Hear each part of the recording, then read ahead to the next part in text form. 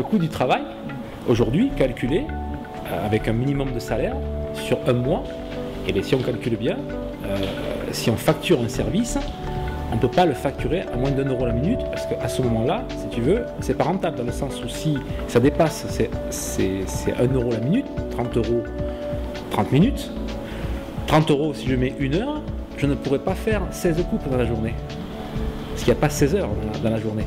Je ne pourrais donc en faire que 8 si je mets 1 heure. Donc, par conséquent, eh ben, le salaire n'est pas rentable. Moi, je facture 160 €, donc je ne suis pas à 1 € la minute. On a le droit de se mettre à 4 € la minute si on veut, et passer qu'1 heure. Le tout, c'est d'expliquer que si tu veux passer plus de temps avec ton client, faut-il augmenter les tarifs et qu'il soit capable de venir te voir pour ce montant-là. C'est ça que ça veut dire.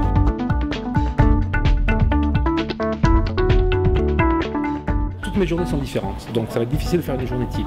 Si j'essaie de prendre une semaine type, voilà. Alors en fait, en début de semaine, je dois m'occuper de tous les grands comptes de chez Schwarzkopf. Ça, c'est mon travail principal. C'est-à-dire que ça, c'est le lundi et le mardi. Tac. Le mercredi, je fais des masterclass. Donc c'est en académie, et ça, je le fais en région dans toute la France. Voilà, en académie. Le jeudi et le vendredi, alors une fois sur deux, actuellement, c'est du management. Donc c'est management pour les autres, donc en décentralisé, voilà. Donc ça prend 1 jour, 2 jours. Le vendredi, normalement, je travaille ici. Donc je suis au salon, ça c'est pour les clients uniquement. Mais dans ma journée de vendredi, je suis à 160 € pour ne pas en faire plus de 4 ou 5. Parce que si j'en fais plus de 4 ou 5, je ne ferai pas mon deuxième travail, qui est le coach de l'équipe. Ou le vendredi aussi, il faut que je vois tout le monde, les uns après les autres, pour faire ou des auto-évaluations, ou pour voir comment ça se passe. Enfin bref, pour tenir les rênes, comme on dit, du salon, pour savoir si tout le monde est content. Mes premiers clients sont mes salariés. Les deuxièmes sont ceux qui payent. Voilà. Donc je m'occupe en premier des premiers clients, donc de mes salariés, pour qu'ils soient en forme, de toute façon ils s'occupent bien de leurs clients. Voilà. Donc moi je ne m'occupe que de mes salariés, premiers clients, et des clients, des 4-5 que je fais le vendredi. Voilà. C'est une semaine type. Et le samedi je me repose. Et ça c'est un grand luxe parce que samedi j'y tiens.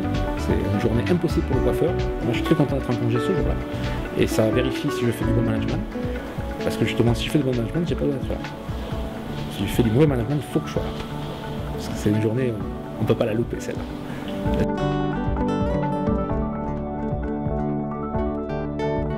J'étais tourné vers l'éducation, donc je faisais du salon, moitié éducation. Là, il s'est ajouté une corde à mon arc en fait. C'est tout ce qui est booster l'équipe, management personnel, marketing du coiffeur, tu vois, tout ce qui est mental en fait. Donc effectivement, c'est parti d'un nouveau métier que je découvrais un tout petit moment avant, où je faisais beaucoup d'éducation, mais que de la coupe, quoi, que des mains, quoi. Là aujourd'hui, la demande est vraiment 50-50. Hein. Je sens vraiment le... Et c'est très intéressant pour moi parce que en faisant que de la coupe, je travaille que le début de semaine. Là, ça me permet de travailler toute la semaine. Alors qu'avant, ça n'existait pas.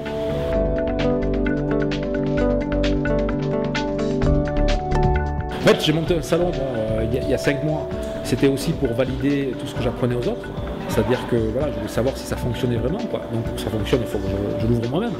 Je ne peux pas rester que juste conseiller, quoi, tu vois. Donc j'ai voulu monter le salon, donc avoir une équipe, de façon à faire grossir le salon pour donner l'exemple et voir si ce que j'ai enseigné fonctionnait vraiment. Le terrain d'application en réalité. Ça me fait plaisir aussi de revenir voir mes clients, ce qui me manquait. J'ai tout fait pour sortir du salon. Donc j'ai mis jusqu'à 2006 quand même pour sortir du salon. C'est-à-dire que j'ai travaillé pendant 25 ans pour sortir du salon parce que j'ai pensé que c'était ça qui était chiant en fait. Donc en 2006 je m'en suis sorti, j'ai fait que de l'éducation et j'ai plus fait de salon. Et un manque est arrivé. Voilà. Un manque est arrivé, comme quoi voilà, c'est intéressant parce que voilà, il me manquait le salon. Il m'a manqué le salon, je pensais pas que ça allait me manquer, j'ai tout fait pour le quitter puis ça m'a manqué. Donc je voulais, alors ça me manquait pas une semaine entière, mais une journée ou deux me manquait. Les clients, le contact, tout ça, l'équipe. Donc j'ai voulu faire ça, ce qui permettait aussi de valider un peu ce que j'apprenais aux autres, voir si ça fonctionnait vraiment. Si ça fonctionne pour moi, ben, ça veut dire que ça fonctionne pour les autres. Voilà. Donc il n'y a pas de bluff là-dedans.